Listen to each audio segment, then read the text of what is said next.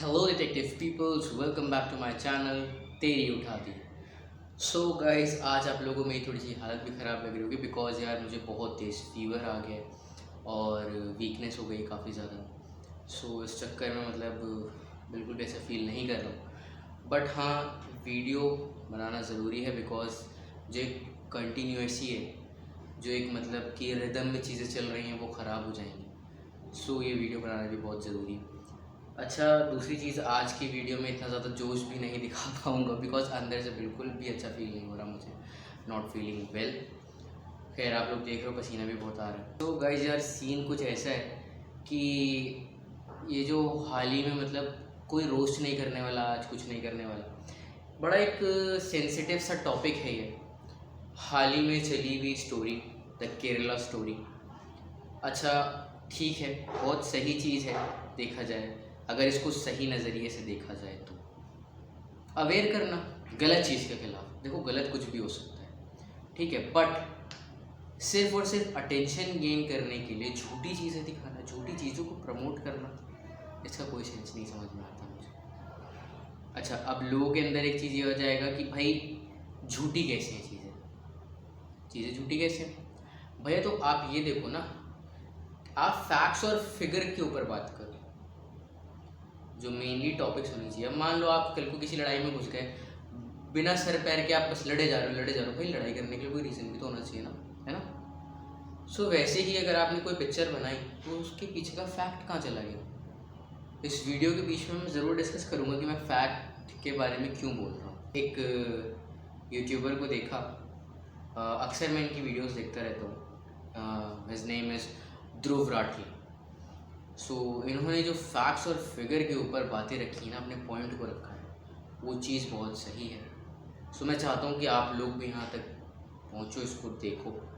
मैं कोशिश करता हूँ, अच्छा आज की वीडियो भी बड़ी हो जाएगी बिकॉज मैं उन्हीं की वीडियो को रीप्ले कर रहा हूँ अपने चैनल पर। सो आइए देखते हैं और बीच बीच में इसके बारे में बात करते रहेंगे।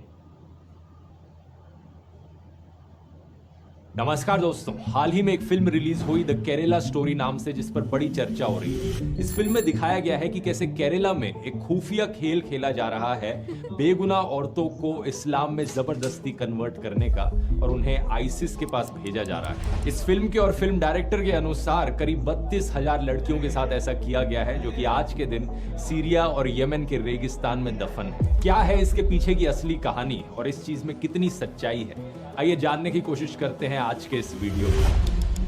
केरला स्टोरी। मेरे जैसे 32,000 गर्ल्स कन्वर्ट होके सीरिया और यमन के रेगिस्तान में दफन हो चुकी हैं। आज से करीब 100 साल पहले जर्मनी के तानाशाह एडोल्फ हिटलर ने अपनी एक किताब लिखी थी माइन काम्फ नाम से। इस किताब में इसने बताया था एक प्रोपेगेंडा टेक्निक के बारे में जिसका नाम था बिग लाई। हिटलर का कहना था, लोगों को बहकाने के लिए इतना बड़ा झूठ बोलो, इतना बड़ा झूठ बोलो कि लोगों को लगे यार कोई इतना बड़ा झूठ थोड़ी बोल सकता है।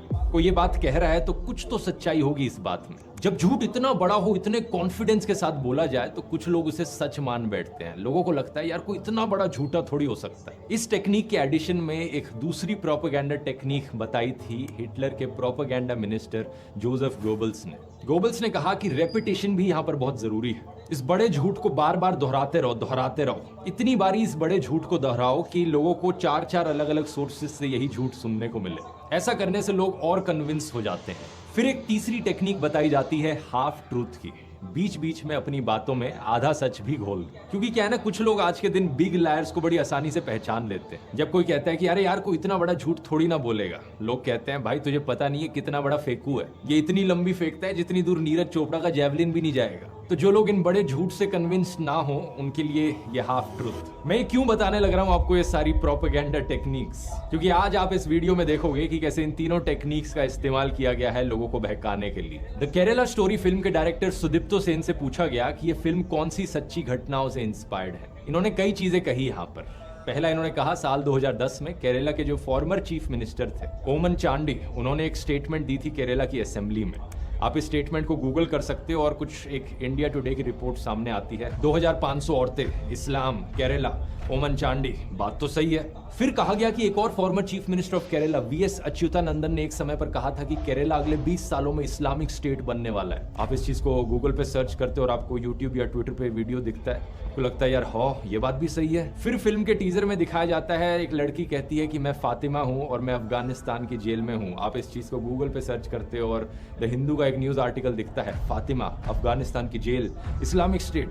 ये चीज भी सही है। यही सारी चीजें दोस्तों एक बढ़िया एग्जाम्पल है हाफ ट्रूथ का। ज्यादातर लोग ऊपर से हेडलाइंस पढ़ लेते हैं लेकिन डिटेल में नहीं जाते। पहले आर्टिकल की बात करते हैं, साल 2012 का ये इंडिया टुडे का आर्टिकल। केरला के फॉर्मर चीफ मिनिस्टर ओमन चांडी इन्फॉर्म करते हैं स्टेट लेजिस्लेचर को कि साल 2006 से 2012 के बीच में 2667 औरतों ने इस्लाम में कन्वर्ट किए। 6 सालों में करीब 2500 औरतों ने। लेकिन बात नोट करने वाली ये है कि क्या उन्होंने कभी भी फोर्स्ड कन्वर्जन शब्द का इस्तेमाल किया? उन्होंने कहा कि हम अपनी स्टेट में कोई फोर्स्ड कन्वर्जन नहीं होने देंगे और ना ही हम मुसलमानों के खिलाफ हेट कैंपेन टॉलरेट करेंगे लव जिहाद के नाम पर। क्या यहाँ पर कहीं भी मेंशन किया गया कि कोई भी कन्वर्टेड औरत आईसिस को जाकर ज्वाइन कर रही है? बिल्कुल नहीं। दूसरी साइटेशन देखते हैं, former chief minister VS Achuthanandan का इंटरव्यू। ये केरला के चीफ मिनिस्टर रहे थे 2006 से लेकर 2011 के बीच में। जो वीडियो फैलाया जा रहा है उनका पुराने वाला, इसे सनशाइन पिक्चर्स ने अपलोड किया था, सेम कंपनी जिसने फिल्म बनाई है। सबसे पहली चीज तो इन्होंने इंग्लिश सबटाइटल्स के साथ छेड़छाड़ करी। जो शब्द उनके द्वारा बोले जा रहे हैं और जो सबटाइटल्स यहाँ लिखे जा रहे हैं वो सही नहीं है। दूसरी चीज, यहाँ पर वीएस अच्युतानंदन एक्चुअली में पीएफआई को स्ट्रांगली क्रिटिसाइज कर रहे थे, ये कहते हुए कि वो और धर्मों के यूथ को इन्फ्लुएंस करने की कोशिश कर रहे हैं, जबरदस्ती पैसे देकर उनकी मुसलमान औरतों से शादी कराकर। यहाँ पर भी आईसिस का कोई मेंशन नहीं है। दूसरी चीज, स्टेटमेंट को दिए हुए 13 साल हो चुके हैं। केरला आज भी उतना ही सेफ सेक्युलर स्टेट है जितना 13 साल पहले था। अब अगले आर्टिकल को देखते हैं, जून 2021 का आर्टिकल। यह आर्टिकल बात करता है 4 केरला की औरतों के बारे में जो अपने हस्बैंड्स के साथ अफगानिस्तान गई Islamic state of Khorasan province join करने 2016 से 18 के बीच में। इनके हस्बैंड्स अलग अलग हमलों में मारे गए। इनके नाम है निमिशा आलियास फातिमा ईसा, Sonia Sebastian आलियास Ayesha, marine Jacob आलियास Maryam और रफीला। अगर हम एनआईए की 2016 की लिस्ट देखें of 20 most wanted Indians in Islamic states, तो इन 4 औरतों के नाम यहाँ भी दिखते हैं। इनके अलावा 2 और औरतें हैं, अजमाला और शमासिया। इन दोनों के हस्बैंड्स कजन्स थे और इन 6 औरतों के हस्बैंड्स यहाँ आप फोटो में देख सकते हैं। इन 6 औरतों में से 3 ऑलरेडी मुस्लिम थी, 2 ने कन्वर्ट किया क्रिश्चियनिटी से इस्लाम में और 1 ने कन्वर्ट किया हिंदुइज्म से इस्लाम में। तो सिर्फ एक ही औरत यहाँ पर ओरिजिनली हिंदू थी जिसका नाम था निमिशा नायर। क्या निमिशा नायर को यहाँ पर एक मुसलमान आदमी ने लव जिहाद के शिकार में फंसा दिया?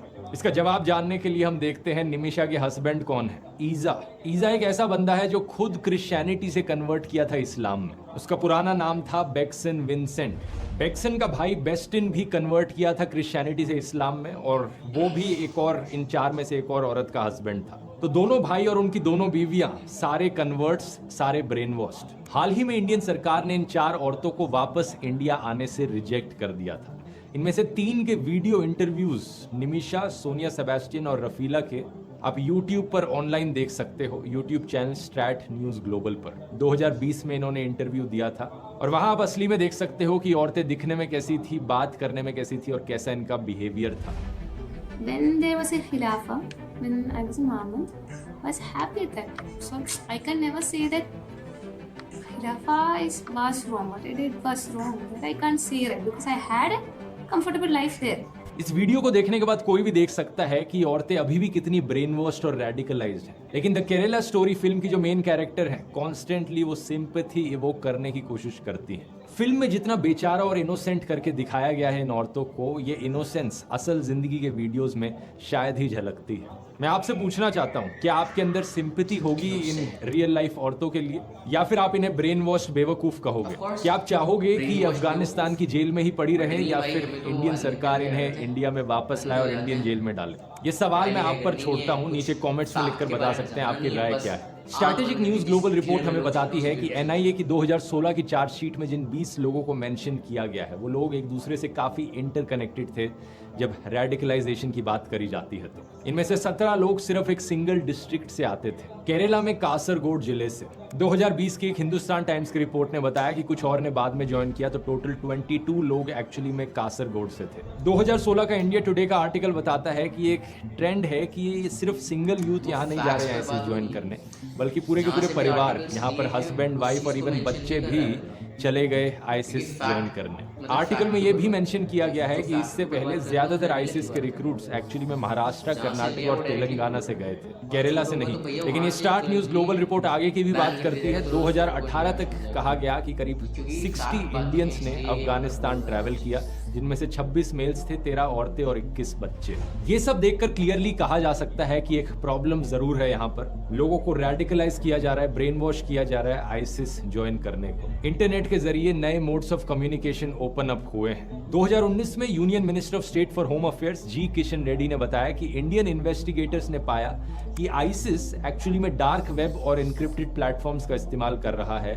लोगों को रेडिकलाइज करने के लिए और आतंकवादियों को रिक्रूट करने के लिए। लेकिन सवाल यहाँ पर ये उठता है कि ये प्रॉब्लम कितनी बड़ी है आखिर। फिल्म ने कहा कि 32,000 औरतों के साथ ऑलरेडी ऐसा किया जा चुका है केरला के अंदर अंदर। आइए इसके आंकड़े देखते हैं। Vladimir Voronkov, under secretary general of United Nations office of counter terrorism, इन्होंने बताया कि 110 देशों से करीब 40,000 फॉरेन टेररिस्ट फाइटर्स सीरिया और इराक में गए कॉन्फ्लिक्ट को ज्वाइन करने। 40,110 देशों से। एक और एस्टिमेट दिया 2018 की study international centre for the study of radicalisation King's College London ने 41,490 लोग 80 अलग अलग देशों से आईसिस से एफिलिएटेड हैं। इनमें से 79% लोग आदमी हैं। इन दोनों रिपोर्ट्स के बेसिस पे एक एस्टिमेट लगाया जा सकता है करीब 40 से 42,000 फॉरेन टेररिस्ट हैं जो दुनिया भर से आईसिस को ज्वाइन करने गए। तो कितने इंडिया से हैं? अमेरिका के ब्यूरो ऑफ काउंटर टेररिज्म ने कंट्री रिपोर्ट्स पब्लिश करी साल 2020 में। इन्होंने कहा सितंबर 2020 तक एनआईए ने 34 टेररिज्म के केसेस इन्वेस्टिगेट किए थे और करीब 160 लोगों को इंडिया में अरेस्ट किया था आईसिस से रिलेटेड। डबल चेकिंग के लिए एक और सोर्स देख लेते हैं। ऑब्जर्वर रिसर्च फाउंडेशन ने एक पेपर पब्लिश किया था अक्टूबर 2019 में। इन्होंने कहा कि प्रो आईसिस केसेस 2014 और 2018 के बीच में इंडिया में थे करीब 180 से 200 के बीच। और ये 200 लोगों का जो अनुमान है यहाँ पर, इसमें सिर्फ वो लोग नहीं है जो एक्चुअली में आईसिस को ज्वाइन करने गए इंडिया छोड़कर, वो लोग भी हैं जिन्होंने आईसिस का प्रोपेगेंडा फैलाया इंडिया में इंटरनेट पर। एक तीसरा सोर्स भी देख लेते हैं। 2019 में इंडियन होम मिनिस्ट्री ने कहा था ये नंबर 155 पर है। अगला सवाल ये कि ये तो ओवरऑल इंडिया के केसेस हुए, केरला में कितने केसेस हैं? तो ये जो 180-200 केसेस का नंबर है, इसमें से 40 केसेस केरला के बताए जाते हैं। तो 200 इंडिया में, 40 केरला में। लेकिन ये नंबर हमें ये नहीं बताता कि एक्चुअली में कितने लोग आईसिस ज्वाइन करने गए, क्योंकि इसमें और आईसिस एफिलिएटेड लोग भी हैं, प्रोपेगेंडा फैलाने वाले लोग भी हैं। एक्चुअली में कितने लोग गए आईसिस को ज्वाइन करने इंडिया छोड़कर? यूएस की डिपार्टमेंट ऑफ स्टेट की रिपोर्ट ने बताया कि करीब 66 नॉन इंडियन ओरिजिन फाइटर्स थे जो आईसिस से एफिलिएटेड थे एज ऑफ नवंबर 2020।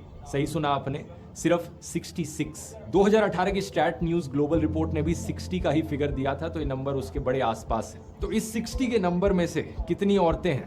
करीब 13 औरतें हैं। कितनी औरतें हैं जो केरला से हैं? सिर्फ 6 औरतें हैं जो केरला से हैं। इन 6 में से ऐसी कितनी औरतें हैं जिन्हें बाकी धर्मों से इस्लाम में कन्वर्ट किया गया? 3 औरतें हैं। इन 3 में से 2 क्रिश्चियंस थी और 1 हिंदू। तो जो फिल्म में दिखाया जा रहा है ये सिर्फ 3 औरतों के साथ असल जिंदगी में हुआ है, और वो भी वैसे नहीं हुआ जैसे फिल्म में दिखाया जा रहा है। और यहाँ दावा किया गया है कि 32,000 औरतों के साथ ऐसा हुआ। यही है वो बड़ा झूठ दोस्तों। ये झूठ इतना बड़ा है कि कोई आम इंसान इसे सुनेगा तो उसे लगेगा यार 32,000 के साथ नहीं, कुछ तो सच्चाई होगी।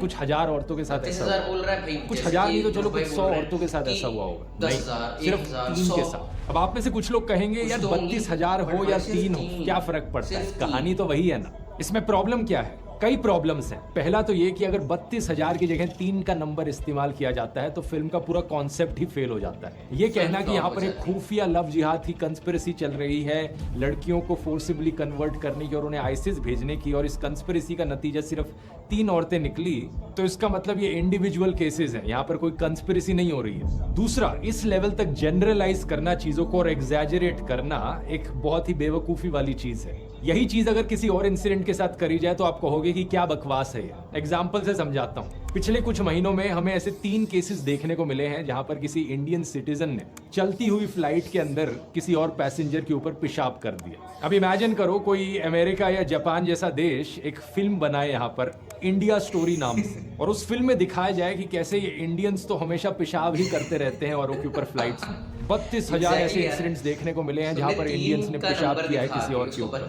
कैसा लगेगा आपको सुनकर? आप कहोगे ये क्या बकवास चल रही है, देश को बदनाम करने की कोशिश करी जा रही है। लेकिन अगर दूसरी तरफ फिल्म बनाने वाला कहे कि यार 32,000 चलो एग्जैजरेटेड नंबर था, लेकिन 3 के साथ असली में ऐसा हुआ है इसलिए फिल्म बनाना जस्टिफाइड है, क्या होगा आपका रिस्पॉन्स ऐसे केस में? कोई सेंस है इस बात? इसी तरीके से दोस्तों 3 लोगों के इंडिविजुअल केसेस को लेकर पूरी केरला स्टेट को बदनाम किया जा रहा है। इस चीज को लेकर जब फिल्म के डायरेक्टर से सवाल किया गया, पूछा गया कि भाई सोर्स क्या है आपके इस नंबर का, तो वो सवालों से भागते रहे। ऑल्ट न्यूज से बात करते वक्त उन्होंने कहा कि जब फिल्म रिलीज हो जाएगी तब मैं अपना डेटा बताऊंगा कि किस डेटा के आधार पर मैंने 32,000 बोला था। द क्विंट को उन्होंने कहा कि ऐसे सवाल पूछने से कोई फर्क नहीं पड़ता, इट इज वेरी क्लिशेड। जब फिल्म की स्क्रीनिंग हुई जेएनयू में तो इन्होंने कहा कि 32,000 वाला नंबर एक आर्बिट्रेरी नंबर था, और जब बात कोर्ट में पहुंची तो इन्होंने फिल्म के डिस्क्रिप्शन से 32,000 वाला नंबर ही हटा दिया और 3 नंबर डाल दिया। सच बात तो यह है दोस्तों कि इन 3 औरतों की ये कहानी भी सुनाने लायक है। अगर ये कहानी सुनाई जाती बिना झूठ और प्रोपेगेंडा, एक एक इंसान जिसे ब्रेन वॉश किया जाता है और रिक्रूट किया जाता है आईसिस को एक पोटेंशियल, लेकिन ये प्रॉब्लम कितनी बड़ी है इंडिया में एक्चुअली, इसे आप बाकी देशों से कंपेयर करोगे तो बड़ी शॉकिंग चीज आपको जानने को मिलेगी। इंडिया में मैंने बताया था ये नंबर 66 के अराउंड है जो लोग आईसिस के प्रोपेगेंडा का शिकार हैं। बाकी देशों से 2016 के डेटा के अकॉर्डिंग फॉर्मर सोवियत रिपब्लिक्स में 7,000 लोग ऐसे थे। सिर्फ रशिया से 2,500 लोग ऐसे थे, फ्रांस में 1,700 लोग, जर्मनी में 760 लोग, यूके का नंबर भी 700 के अराउंड था। ये जो सारे देश हैं, इन सारे देशों की पॉपुलेशन इंडिया से कहीं ज्यादा कम है, लेकिन जो लोग आईसिस का शिकार बने वो इन देशों में कहीं ज्यादा है। और यहाँ पर यह चीज भी नोट करने वाली है कि इंडिया में 3rd लार्जेस्ट मुस्लिम पॉपुलेशन है दुनिया में। तो फ्रांस, जर्मनी, यूके जैसे देशों के कंपैरिजन में ज्यादा मुस्लिम्स इंडिया में रहते हैं, लेकिन फिर भी कम आईसिस के रिक्रूट्स इंडिया से देखे गए। आप अगर यहाँ पर एक रेशियो देखो आईसिस रिक्रूट्स पर मिलियन पीपल, तो इंडिया में रेशियो 0.5 पर मिलियन है, फ्रांस में 36 गुना ज्यादा है यानी 18 पर मिलियन, बेल्जियम में 40 पर मिलियन है और जॉर्डन में 315 पर मिलियन। क्या इस चीज को एक बार भी मेंशन किया गया फिल्म में? कुछ लोगों को बहुत मजा आता है अपने ही देश के एक राज्य को ऐसे बदनाम होते हुए देखकर झूठ के बेसिस पर। ORF की रिपोर्ट में लिखा गया था कि एकेडमिक्स और एक्सपर्ट्स अक्सर ये सवाल पूछते हैं कि इंडिया से इतने कम मुसलमानों ने आईसिस क्यों ज्वाइन करी। इसके पीछे कई फैक्टर्स बताए जाते हैं। पहला कारण इंडियन एजेंसीज का लाजवाब रिस्पॉन्स। आप में से बहुत कम लोग शायद ऑपरेशन पिजन के बारे में जानते होंगे। हमारी एजेंसीज जैसे कि NIA और IB, इन्होंने एक मिशन किया जिसमें 350 वल्नरेबल मलयाली यूथ को इन्होंने आइडेंटिफाई किया और एक डी रेडिकलाइजेशन प्रोग्राम चलाया हमारे नौजवानों को इस एक्सट्रीमिज्म और रेडिकलाइजेशन से बचाने के लिए। एक बहुत ही बढ़िया काम हमारे ऑफिसर्स के द्वारा किया गया, लेकिन पता है शर्म की बात क्या है? हमारे प्रधानमंत्री अपने इलेक्शन के भाषणों में इस अच्छे काम को बताने की जगह इस झूठी फिल्म को प्रमोट करते हैं। आतंकी साजिश पर बनी फिल्म ये केरला स्टोरी की इन दिनों काफी चर्चा है। यहाँ पर एक और ऐतिहासिक समझे? अरे भाई देश के लिए अच्छा कर लो, देश बेच डाला पूरा का पूरा हैं, और पिक्चरें प्रमोट करी जा रही है। इतना टाइम है इनके पास फ्री का कि पिक्चर प्रमोट कर रहे हैं, वो भी जो कि गलत फैक्ट्स के ऊपर बनी है। खुद उसका डायरेक्टर एक्सेप्ट कर रहा है, बाद में चीज़ों को इधर की उधर करी उसने। 3 के रेशो को 32,000 का दिखा दिया, उसका डायरेक्टर एक्सेप्ट कर रहा है जब कोर्ट ने उसको पकड़ लिया। और हमारे PM जिनके पास नॉलेज होनी चाहिए, जिन्हें पहले चीज़ों को जानना चाहिए, फैक्ट्स के ऊपर बात करनी चाहिए, वो क्या कर रहे हैं? बस पिक्चर आई नहीं, मुस्लिम्स के अगेंस्ट प्रमोट कर दो उसको। अरे यार क्या चाहते क्या हैं आप लोग? कि मतलब जो एक शांति बनी हुई है हम लोगों के बीच में, वो मतलब पूरी तरीके से ख़त्म करनी है। ऑलमोस्ट ख़त्म कर दी। अब कहीं ना कहीं हर इंसान के अंदर ये चीज़ आ चुकी कि नहीं भाई वो है, हम हैं। सो भाई ये चीज़ मत करो। अच्छा खैर गाइस, लाइट चली गई, बहुत ज़्यादा रोने चल रहे हैं लाइट के। अब ये तो रिंग लाइट की वजह से आप लोगों को मैं अभी थोड़ा दिख रहा हूँगा। सो खैर इस वीडियो को करते यहीं पे ख़त्म। मैं इस वीडियो का लिंक मेंशन कर दूंगा अपनी वीडियो में। सो अगर आपको ये पूरी वीडियो देखनी होगी, अभी ये वीडियो और बची हुई, सो आप इसको डायरेक्टली ध्रुव राठे भाई के चैनल पर जाकर देख लेना। बाकी यार देखो, ऐसी चीज़ें मत करो जो मतलब एक अच्छाई बची हुई है वो ख़त्म हो जाए, मर जाए। यार देखो मेरे ना सच में इन सारी चीज़ों से, सही बताऊँ तो मैं पॉलिटिक्स में घुसता नहीं, मुझे पसंद नहीं। मैंने कभी आज तक पॉलिटिक्स की वजह से कभी किसी से लड़ाई नहीं की। बट यार देखो मुझे सच में बड़ा ख़राब लगता है जब मैं अपने हिंदू भाइयों के मुंह से या फिर कुछ ऐसा वैसा सुनता हूँ ना कि हाँ मतलब ऐसा नहीं होना चाहिए, ऐसा होना चाहिए, ये दिखाएंगे। मेरे खुद के बेस्ट फ्रेंड हैं, मैंने इस चीज़ को बड़ा फील किया। एक दिन मेरा बेस्ट फ्रेंड है, नाम नहीं लूँगा, बट बहुत इम्पोर्टेंट है मेरे लिए, बहुत ज़्यादा अपना जिगरी मानता हूँ, भाई जैसा मानता हूँ उसको। हिंदू है वो, पंडित है, बट इसी पिक्चर की बात चल रही थी, केरला स्टोरी। सो एक वर्ड उसने बोल दिया कि दूसरे बंदे से बात कर रहा था वो, सो उसने एक वर्ड बोल दिया कि हाँ यार ये पिक्चर देखने का मन है, हम लोग के घर की माँ बहनों को भी देखना चाहिए, उन्हें पता होना चाहिए क्या चल रहा है ये वो। मतलब सुन के ना बड़ा ख़राब सा लगा था मुझे कि यार मतलब ये मेंटालिटी भी रखता है इंसान अपने माइंड में। सो मुझे बड़ा ख़राब लगा था ये चीज़। स्टिल मैं अभी भी उसको भाई मानता हूँ और हम लोग के बीच में मतलब सब कुछ बढ़िया है, बट कहीं ना कहीं ये मेंटालिटी उसको मुझे लेकर नहीं होगी, बिकॉज मैंने कभी अपनी तरफ से ऐसा कुछ प्रिटेंड ही नहीं होने दिया, ऐसा कुछ प्रिटेंड किया भी नहीं कि नहीं भाई तुम हिंदू हो मैं मुस्लिम हूँ, ऐसा कुछ नहीं। मेरे लिए ऐसा कुछ नहीं है भाई, प्रिटेंड करना बहुत दूर की बात है, मैं ऐसा सोचता ही नहीं। मैंने हमेशा बोला कि मेरी हिंदू भाइयों से बहुत ज़्यादा बनती है। एक बार को मैं मुस्लिम्स के साथ उतना नहीं बैठता उठता हूँ जितना मैं हिंदुओं के साथ उठता बैठता हूँ, ठीक है। बट फिर ये मेंटालिटी देखो ना तो सच में बड़ा बुरा लगता है। सो ऐसी चीज़ें मत करो। बीच में जो एक भाईचारा बना हुआ है ना उसको बना रहना दो यार। मैं जानता हूँ मैं कितना भी बोल लूँ, हमारे पीएम से या फिर और किसी भी इंसान से इस बात का कोई भी लेना देना नहीं है, वो इस चीज़ पर ध्यान नहीं देंगे। बट जितने भी आप लोग देख रहे हो ना, एटलीस्ट आप मेरी बात समझो, चाहे वो मुसलमान हो चाहे वो हिंदू हो, इंसान साथ रहो, मिलजुल कर रहो। खैर मिलते हैं नेक्स्ट वीडियो में, तब तक के लिए बाय बाय।